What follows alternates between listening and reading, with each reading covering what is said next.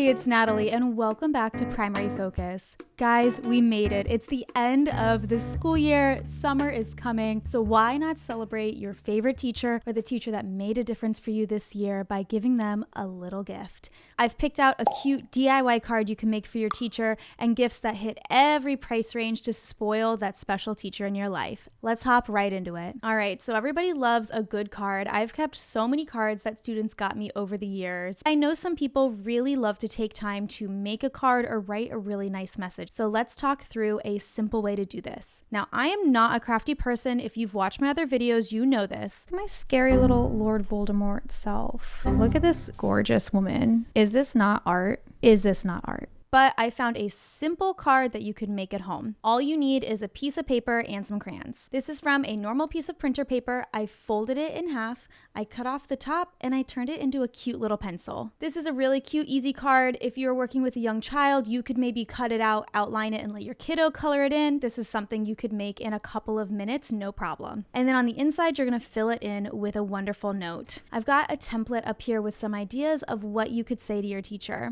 Make sure you screenshot that. And if you need more easy emails to send to the teacher, I've got free downloads on my website for you. All you have to do is fill in the blanks and you can solve any problem going on with your child in school. Now that we've got the card in check, let's talk about a great gift that you can put together with your child if you're teaching them how to buy gifts, or if you're in charge of putting together a group gift for the class. This is a take on my summer survival kit that I made in my other end of year video a few years back. I'm going to tag that up here. This is a summer road trip kit. So what you're going to do is you're going to think of things that you would want if you were taking a little road trip this summer. Find something nice to put it in. I found this nice metal container, but you could do a beach bag, a backpack, anything like that. Then you're going to fill up that canister with all sorts of cute things to help them out on their road trips this summer. What I love about this is you can do this at any budget that you want. So maybe you're trying to teach your child to do gifts. You walk into Walmart together, you make a little plan of what kind of things people would want on a road trip, and you could get this whole thing put together for under $20, maybe even $10 if you're strategic about it. You could also, though, if you're doing a group gift where multiple families from the classroom are contributing, make this a little bit bigger, make the gifts a little bit fancier, and then fill it with several things that are maybe at the $10, $20, $30 mark for the teacher. Let's talk about what you could put inside. First, of course, maybe some of teachers' favorite snacks. I am a Cheez-It girl, so I put Cheez-Its in my box here. Something cute like maybe some sunglasses, a little bit of sunscreen here. You could go for a small travel size or the full size thing. Then you could get creative with some gift cards. In this case, I have like a McDonald's and a Subway gift card. I tried to think of roadside places that you could get a quick meal, but if you have different families contributing, this is a great time to kind of put any kind of gift card that applies to the teacher in there. And then of course, maybe some of their favorite drinks. You might do like a refreshing coconut water. You might do a little Diet Coke. You might do wait, this is not supposed to be in there. How did that happen? Okay. On a note though, what I want to say is if your child is going to public school in the United States, alcohol is a big time no-no. I would not send this in with the teacher because it is a federal crime to have alcohol on campus. So if you want to make the teacher feel a little bit uncomfortable and like they're worried about people coming in their room, yeah, go ahead and include this. Otherwise, maybe a gift card to a place where they can buy their own beer. Now, I know in other countries and even in private schools in the United States, this is just fine. But if it was me, I would not be messing with the federal government. Okay, I'm a little bit thirsty though after taking those out. I'm gonna go ahead and just open up this Coke. Oh yeah. Now, if you've watched my other gift guide videos, you know that I love a gift card. It is the easiest type of gift to give, and it is often very appreciated by teachers. But if you feel like you want to do something a little funky, mix it up, you're tired of giving out a Target or an Amazon gift card, maybe instead you can get them a gift card to a special attraction. You could go in the direction of relaxation, massage, a pedicure, something like that. Or you could do something that's a little more active, especially if you know they have an active lifestyle or they have children. So maybe there's a water park in your town, you get them passes to that, Top Golf, something like that, where you know that they can lay back, have a little bit of fun, and not spend a lot of money over the summer. Teachers tend to be very budget oriented over the summer. In some states, teachers do not get paychecks over the summer, so they're really having to budget ahead of time and stretch their money out, while others just know this is an expensive time of year, especially if you have children who suddenly need to be entertained all the time. Giving tickets to a fun activity around town can really be a lifesaver when they have a a house full of kids that are looking for something to do.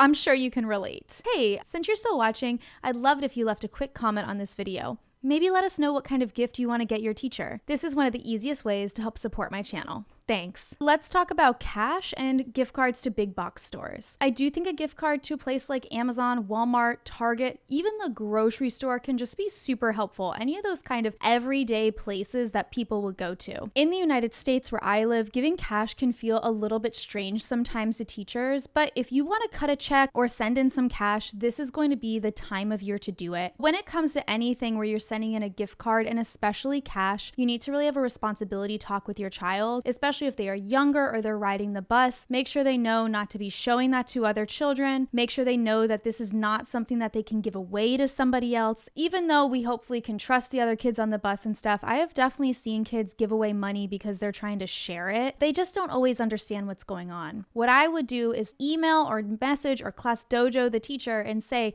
hey, when such and such gets to class, they should have an envelope in their hand ready to give you. It has a gift. Can you please confirm that you got it?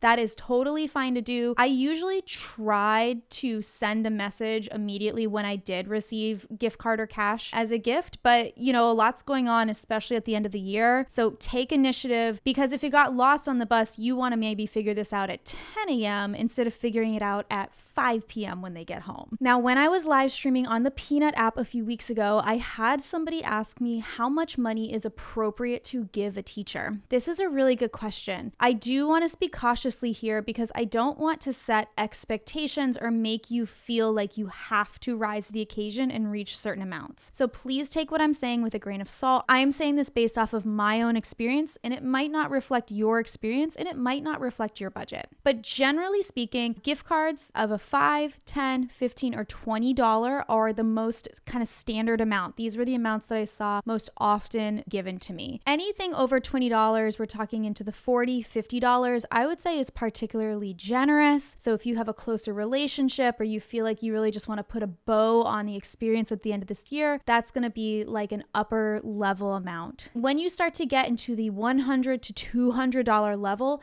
this is a big gift and it is a huge compliment. It is not a gift that I received very often. It was always so appreciated and so kind. Anything over the $200 mark, I would say for more of a special occasion, maybe you really are thankful for something that happened this year.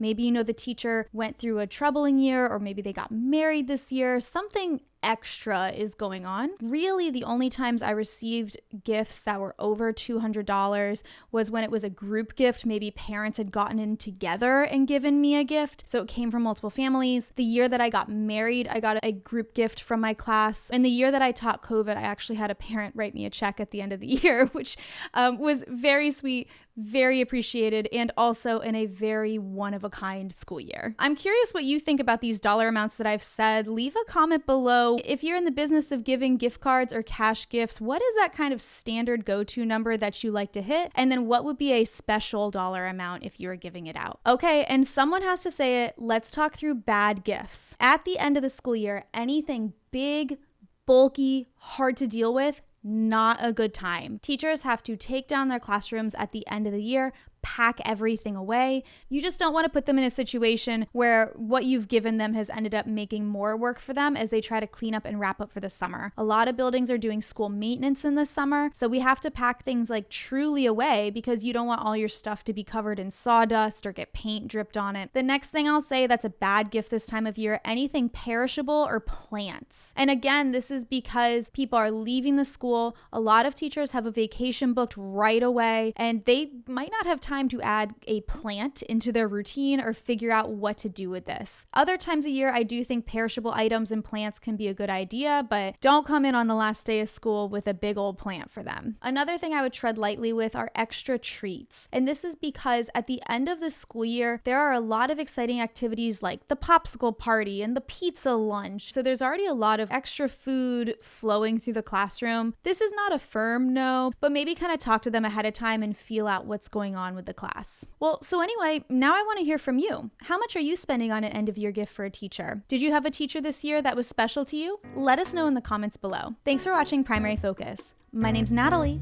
I'll see you next time. Hey, hold on a second. Before you go, make sure to check out my other gift guides if you're still looking for some good ideas. And I have a ton of other resources to help your kids thrive in school. I hope you subscribe and check out these videos.